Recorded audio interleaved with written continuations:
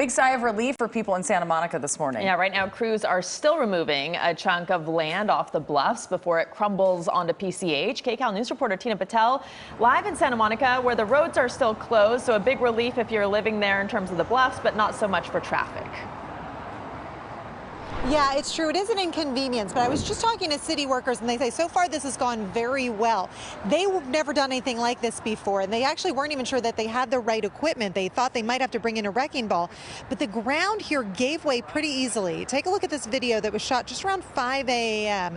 Crews brought in a giant crane with a clamshell. It clamped down on top of this column of rock, and it immediately started crumbling, showing just how soft and unstable the ground here had been.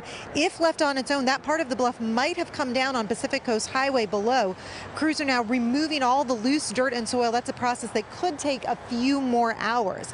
Now, as we told you earlier this week, it was residents who first noticed the cracks in the bluff. They took pictures and video and sent it to county and city authorities because they were worried. City officials had already been looking at the stability of the hillsides after all the rain we had this winter. In fact, they had brought in a consultant who was taking measurements and moisture samples to figure out if there were any vulnerable spots along the coast. When they saw the cracks here, they knew they immediately had to take action.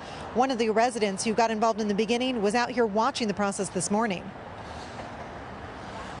Fantastic to see it being taken care of, and it's interesting to see that some of it actually is crumbling onto the road. So it would have been a disaster if it was actually to fall naturally.